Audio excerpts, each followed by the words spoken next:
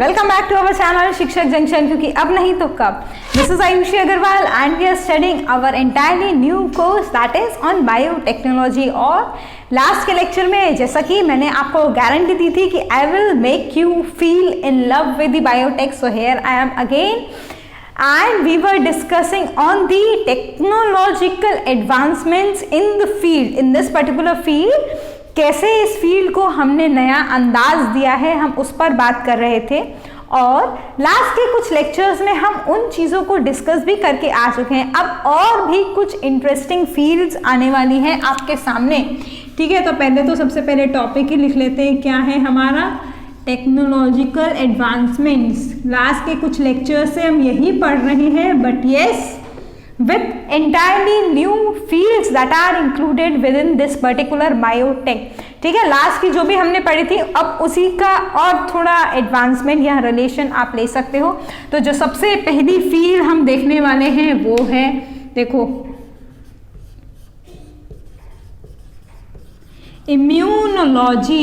Important field है क्योंकि जैसा कि इसके नाम में, फिर से नाम पर जाओ और देखो, इम्यूनोलॉजी में जो इम्यून वर्ड है उससे हमको समझ में आएगा कि वी आर डीलिंग और we are studying about the defence system. आपके क्लास 10th में एक चैप्टर था ह्यूमन हेल्थ एंड डिसीजेस, जहां पर आपने, या फिर why do we fall ill के नाम से था शायद एनसीईआरटी में वो चैप्टर, उसमें आपने क्या देखा, इस इम्यून सिस्टम का रोल देखा। अब देखो जरा, हमने कैसे उस इम्यून सिस्टम को एक्सप्लॉइट किया या फिर कैसे उसको बायोटेक्नोलॉजी की हेल्प से we have gain lot many importances. सबसे पहले तो हम, जैसा कि इसके नाम में लिखा है, वही पढ़ेंगे। That means we will study the defence system of our body, ठीक। और ये डिफेंस सिस्टम बहुत अच्छा डिफेंस सिस्टम है। छोटी छोटी माइन्यूट सी जो एबनॉर्मलिटीज हैं उस पर भी इतनी बारीकी से नजर रखता है हमारा इम्यून सिस्टम की we are not aware how our body is dealing with lot many foreign agents that are there within the environment. हमें इस बात का तो पता है ही कि हमारे एयर में बहुत सारे ऐसे माइक्रो ऑर्गेनिजम्स हैं जो हमेशा रहते हैं। एयर में क्या, वाटर में, हमारे आसपास के सराउंडिंग में हमेशा रहते हैं, लेकिन हमें उससे डिसीज कॉज नहीं होती। हर माइक्रो ऑर्गेनिज्म वो तभी डिसीज कॉजिंग एक माइक्रो ऑर्गेनिज्म तभी बनेगा जब वो हमारे इम्यून सिस्टम की जो लाइन है, उसका जो बैरियर है, उसको तोड़ेगा, ठीक है। तभी उसके बाद वो हमारी बॉडी पर अटैक कर पाएगा। हमारी बॉडी का मतलब है लिविंग ऑर्गेनिजम्स की बॉडी से ही रिलेट कर रही हूं मैं, ठीक है। सिर्फ ह्यूमंस की बात हम कभी भी नहीं करते, प्लांट्स, माइक्रो ऑर्गेनिज्म सबको लेकर चलते हैं, है ना। तो इम्यूनोलॉजी में हम सबसे पहले तो पढ़ेंगे क्या, वो आपको समझ में आ गया। हम पढ़ने वाले हैं डिफेंस सिस्टम। अब हमने इसका एक्सप्लॉइटेशन कैसे किया, देखो, फंडामेंटल वही है कि हम इसका बेसिक को यूज करके नई टेक्निक्स बनाने वाले हैं। अब इस डिफेंस सिस्टम का यूज करके या फिर इस डिफेंस सिस्टम की स्टडी करके हमने बहुत सारी ड्रग्स को मैन्युफैक्चर कर लिया। और स्पेशली ये जो ड्रग्स होती हैं ये अब बहुत स्पेसिफिक भी होने लगी हैं। आज की डेट में ये पॉसिबल है, यस, कि the drugs that are developed in the market are very specific and the specificity is with respect to the receptors on which these particular drugs bind, ठीक। सेल रिसेप्टर्स का हमारी body के अंदर बहुत ज़्यादा role है। Detailing हम पढ़ेंगे बायोटेक में। अगर आप चैनल के थ्रू रेगुलरली अपडेटेड हो तो आप पढ़ोगे उसको मेरे साथ में, मैं पूरा समझाऊंगी कि कैसे होता है। लेकिन अभी के लिए समझो कि डिफेंस सिस्टम की स्टडी से we have made it possible to design the drugs that are very specific with respect to a particular disease और अ पर्टिकुलर रिसेप्टर। डिसीज भी थोड़ी बड़ी हो गई, उसको रिसेप्टर को टारगेट करके हम अपनी ड्रग्स की मैन्युफैक्चरिंग कर सकते हैं। इसके अलावा बहुत सारी ऐसी डिसीजेस भी हैं जिनका क्योर भी निकल के आया है, किसकी वजह से, इसी डिफेंस सिस्टम की स्टडी की वजह से। तो सब किस में आता है, इम्यूनोलॉजी में।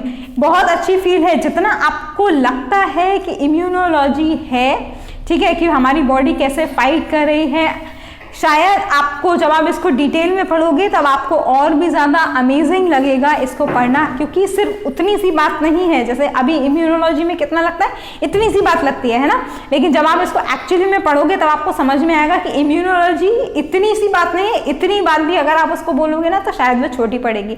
कुछ इस तरीके से हमारा इम्यून सिस्टम काम करता है। ठीक, बहुत इंटरेस्टिंग फील्ड है। चलो अब जो 2 फील्ड्स आने वाली हैं that are just the mind blowing fields, और ये एक्चुअली में टेक्नोलॉजी का एप्लीकेशन है। अब आप ये बोलोगे, इसको पढ़ के तो शायद आप लोग के दिमाग में एक क्वेश्चन आया होगा कि ड्रग्स तो पहले भी मैन्युफैक्चर होती थी, जो बायोटेक्नोलॉजी इतना ट्रेंडिंग फील्ड नहीं थी। मैंने आपको पहले ही बता दिया, बायोटेक नई फील्ड नहीं है, बहुत पुरानी फील्ड है, बस फर्क आज के टाइम पर इतना आया है कि अब वो कमर्शियलाइज होने लगा है। ठीक है, इसीलिए हम उसको रिसेंट फील्ड मानते हैं, but it is not at all a new field. लेकिन हाँ, कुछ जो 2 अभी हम फील्ड्स पढ़ने वाले हैं वो एक्चुअली में आपको दिखाएंगी कि कैसे टेक्निक का यूज किया गया है। ठीक, तो सबसे पहले जो आता है वो आता है बायो इन्फो, पूरा नाम बायो इन्फॉर्मेटिक्स। ठीक है, ये हुआ उसका पूरा नाम। अब देखो जरा फिर से नाम में अच्छा लगता है मेरे को नाम से पढ़ाना, क्योंकि उसके अगर नेम से ही आपको उसका कॉन्सेप्ट क्लियर हो जाए तो उससे अच्छी कोई भी बात नहीं हो सकती। बायो का मतलब हम लाइफ के बारे में पढ़ेंगे, इन्फॉर्मेटिक्स, ठीक है, हमें लाइफ के बारे में इंफॉर्मेशन मिलेगी, या फिर हम जो इंफॉर्मेशन है उसको स्टोर करेंगे। कहाँ पर स्टोर करेंगे? हम स्टोर करेंगे अपने कंप्यूटर्स में। लाइफ की जो भी इंफॉर्मेशन है उसका अगर हम डेटाबेस अपने कंप्यूटर्स में स्टोर करेंगे, या फिर इन कंप्यूटर्स की हेल्प से we are going to design some molecules और we are going to see the structure of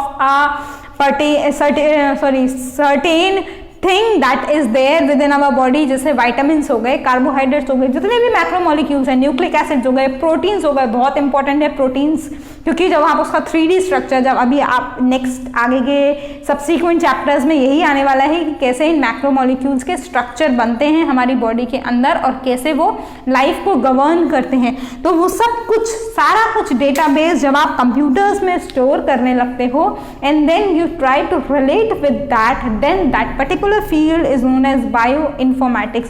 Important field इसलिए है because this is actually the time saver. मान लो आपको जो प्रोटीन का स्ट्रक्चर से एक एग्जांपल लेते हैं, ठीक है, आपको हीमोग्लोबिन एक प्रोटीन है, ठीक, सब लोग इस प्रोटीन से अवेयर हैं बहुत अच्छे से। हीमोग्लोबिन प्रोटीन का स्ट्रक्चर आपको फाइंड करना है, तो शायद आपकी लेबोरेटरी में बेंच पर इसके स्ट्रक्चर को डिजाइन करने में आपको टाइम लग जाए, but if you have certain datas of this particular haemoglobin and then you just try to fit into your computers with a hypothesis, जैसे मैथ्स में हम एक स्टेटमेंट लेके हाइपोथेसिस करते थे और फिर उसको एंड में आके प्रूव करते थे, उसी तरीके की हाइपोथेसिस को आप अपने सिस्टम में डालेंगे और फिर उसको वैलिडेट करने की कोशिश करेंगे। जहां पर गड़बड़ाई वहां पर आप वहीं पर चेंज करोगे और फिर वापस से उसके स्टडी करोगे। ऑब्वियसली कुछ डेटा आपको जरूरी है, जैसे प्रिलिमिनरी होता है ना कि हाइपोथेसिस से पहले हमें कुछ उसकी प्रॉपर्टीज पता होने चाहिए पर्टिकुलर, जिसके बारे में भी हम वो प्रूव कर रहे हैं। वैसे ही इस हीमोग्लोबिन का अगर हम एग्जांपल लें, तो अगर आप हीमोग्लोबिन में कुछ प्रूव करने की कोशिश कर रहे हो, तो जो भी आपके पास प्रिलिमिनरी इंफॉर्मेशन है उसके बेसिस पर जब आप अपने कंप्यूटर्स में डेटा को फीड करोगे और फिर उससे स्ट्रक्चर निकालोगे, तो that is actually the time saver, because it might be possible that on the laboratory with the help of the wet experiments it will take time, but yes with the dry experiment it is possible। और ऐसा हुआ भी है। इस bio informatics ने एक बहुत बड़े प्रोजेक्ट में अपना, जिसको बोलते हैं ना, योगदान दिया है, वो दिया है, और उस प्रोजेक्ट का नाम था HGP, human genome project. Human का पूरा जीनोम जो है, हमारा जो पूरा जेनेटिक मेकअप है, उसका पता लगाया जा चुका है कि कहाँ पर कौन सा जीन प्रेजेंट होता है, कैसे कैसे फंक्शनिंग होती है, उसकी सीक्वेंस हो चुका है, मतलब उसके बारे में पूरी इंफॉर्मेशन है और वो डेटाबेस के फॉर्म में कंप्यूटर्स में अवेलेबल है। तो किस फील्ड की यूज से, किस फील्ड की मदद से ऐसा पॉसिबल हो पाया, that is only because of this bioinformatics. Obvious ही बात है, ये बिल्कुल भी नहीं सोचना है कि सिर्फ कंप्यूटर्स की नॉलेज इसके लिए चाहिए। ये जो बायो वर्ड पहले लगा दिया ना, देखो नाम रखने वाले कितने चालाक होते हैं, ये जो बायो वर्ड पहले लगा दिया इसका मतलब है life, that means you have to have the knowledge of the biology as well as the computers. ठीक, अगर ये सारी चीज़ें पढ़ के आपको ये लग रहा होगा कि कंप्यूटर्स वाले सिर्फ कंप्यूटर पढ़ेंगे, बायोलॉजी वाले सिर्फ बायो पढ़ेंगे, बायोटेक वाले दोनों पढ़ेंगे, तो हाँ दोनों पढ़ेंगे, लेकिन उतना पढ़ेंगे जितना इंपॉर्टेंट है। वो बायोलॉजी में पूरा घुस के नहीं पढ़ेंगे, ऐसे ही कंप्यूटर्स में पूरा घुस के नहीं पढ़ेंगे। और इस फील्ड को करने के लिए we have lot many softwares that are available, so need not worry. अगर घबरा गए हो इसका नाम सुन के कि हमें कंप्यूटर्स पसंद नहीं है, लेकिन अब अगर इस फील्ड में जाना है तो हमें वो भी लेनी पड़ेगी, तो ऐसा नहीं है। ठीक है, it all depends upon the need and the time, right. चलो लास्ट तो नहीं बोल सकते, लेकिन हाँ आपके सिलेबस के अकॉर्डिंग लास्ट जो एक और नई एडवांस्ड टेक्नोलॉजी है इस बायोटेक में इंक्लूडेड, उसका नाम है नैनो बायोटेक्नोलॉजी। देखो इसमें तो बायोटेक ही आ गया, इसका मतलब यही सबसे रीसेंट फील्ड है बायोटेक के अंदर। ठीक, और ये देखो फिर से नाम में नैनो का मतलब अगर आपको पता हो तो it is related to the nanometre, और नैनोमीटर का जो साइज का रेंज होता है दैट इज 10⁻⁹। दैट मीन्स हम इस फील्ड में जाके ऐसे मिनिएचर ऑब्जेक्ट्स बनाते हैं जो हमारी लाइफ को सस्टेन करने के लिए या फिर कमर्शियली एप्लीकेबल के लिए बहुत इंपॉर्टेंट है। इस फील्ड को हम बोलते हैं nano biotech. Means we are designing either the instruments और the system at the very small level and the range of that level is this 10⁻⁹, that is the nanometer based on which we are going to manufacture some of the other compound, है ना। Ultimate goal तो वही है।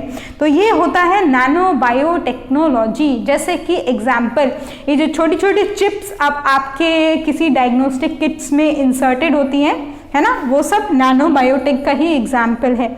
बहुत सारे ऐसे छोटे से छोटे मॉलिक्यूल्स जिनका यूज़ करके हम कोई भी कमर्शियल प्रोडक्ट को मैन्युफैक्चर करते हैं, that is also included within this biotechnological scale. और इसका जो सबसे एडवांस या सबसे बेस्ट एग्जाम्पल आज की डेट में स्पेशली अगर आप समझ पाओगे वो वही है जो मैंने थोड़ी देर पहले अभी आपको बताया, डायग्नोस्टिक किट्स। छोटी छोटी डायग्नोस्टिक किट्स अवेलेबल हैं आजकल मार्केट में। आप पैथोलॉजी लैब में किसी भी चीज़ की टेस्टिंग कराने जाते हो, पहले उस टेस्ट को कराने में बहुत टाइम लगता था, आज की डेट में वो नहीं है, है ना। टेस्टिंग कंपैरेटिवली फास्टर हो गई है, ईजियर भी हो गई है। किसकी वजह से? इस नैनो बायोटेक की वजह से। हमने उस किट्स में उस नैनो स्केल पर वो जो सब्सटेंस है, जो मॉलिक्यूल है, जो एंटीबायोटिक, एंटीबॉडी, कुछ भी जिससे भी वो मेजर होना है उसको डाल दिया और हम उसको अपने जो भी हमें डायग्नोज करना है सब्सटेंस, उसको लेकर हम उसको देख पाते हैं या फिर उसकी टेस्टिंग कर पाते हैं, all because of this particular field that is nano biotech, right. तो आई होप कि अभी तक आपको जितनी भी टेक्नोलॉजिकल एडवांसमेंट्स मैंने आपको बताया है आपको क्लियर हो गया होगा। अगर नहीं, then you are free to write in the comment section और you can send your doubts through the email also. Email ID is there on the screen flashing, right. तो आपके पास बहुत सारे ऑप्शन है अपने डाउट्स को क्लियर करने के लिए भी। इस पर्टिकुलर फील्ड में अगर आपको कहीं पर भी कोई भी डाउट आता है, then I am all time available for you, right. तो that's all for this lecture. Next lecture में हम कुछ अभी हमने क्या किया, फील्ड्स के हिसाब से इसकी जितनी भी एप्लीकेशंस हैं वो डिस्कस की। नेक्स्ट लेक्चर में हम एक समअप बनाएंगे पूरी एप्लीकेशंस का कि कैसे अलग अलग इंडस्ट्रीज में ये सारी की सारी एप्लीकेशंस आती हैं और यूज़ की जाती हैं। अब इंडस्ट्री लेवल की बात कर रहे हैं क्योंकि बायोटेक का अल्टीमेट गोल इंडस्ट्रियलाइजेशन या फिर कमर्शियलाइजेशन ही है। तो वो लेंगे अपने नेक्स्ट लेक्चर में। Till then, take care, and obviously if you have doubts you can mention anywhere. Thank you for this lecture. Bye bye.